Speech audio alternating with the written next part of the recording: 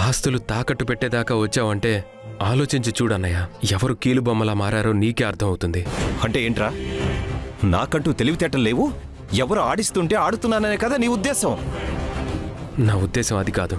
నీ అంతట నువ్వే నేరుగా హోటల్కు వచ్చావు అన్నప్పుడే అర్థమైందిరా నీ ఉద్దేశం అంటే ఏంటో. నువ్వేం చేసినా ఏం చెప్పినా నేను ఆ భానుప్రకాష్ దగ్గర తీసుకున్న డబ్బు తిరిగి ఇచ్చేది లేదు, నేను కట్టాలనుకున్న ఆ 3 స్టార్ హోటల్ని ఆపేది లేదు. ఆపాలి. అది జరగదు. ఇంట్లో వాళ్ళని వీధిలోకి తెచ్చేదాకా నిద్రపోవా? అంత చేతగాని వాడినేం కాదు నేను. నీ దగ్గర మంచితనమే ఉంది, అవతల వాడి దగ్గర మోసం, ద్రోహం, రౌడీయిజం అన్నీ ఉన్నాయి. నేను నమ్మను. నమ్మిన వాళ్ళు మునిగిపోయారు. కట్టుకదలవి. నువ్వు నమ్మినా నమ్మకపోయినా నిజం అదే. అందుకే ఈ హోటల్ని కాదని మరో హోటల్ పెడతాను, అది వాడిచ్చిన డబ్బులతో పెడతాను అంటే నేను ఒప్పుకోను. నీ అనుమతి నాకు అవసరం లేదు. నా కుటుంబం బాగుండడం నాకు కావాలి. నీకన్నా బాగా చూసుకోగలను. వద్దనయ్య, వాడి డబ్బు వాడికి తిరిగిచ్చేయి, మనకి చాలు. ఇవ్వను. ఇచ్చే వరకు నేను ఊరుకోను. ఏం చేస్తావురా? నువ్వుంటే చాలని జీవితంలో ఏది వద్దనుకున్నా నాకు ఇది కావాలని పట్టుపడితే సాధించే వరకు నిద్రపోను. అది కూడా నీకోసమే. హే, ఏం చేస్తావు చేసుకోపోరా.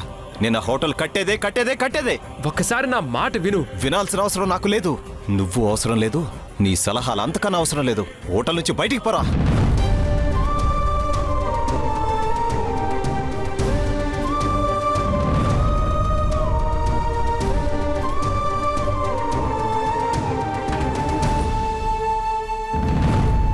మోసపోతున్నావు అన్నయ్య.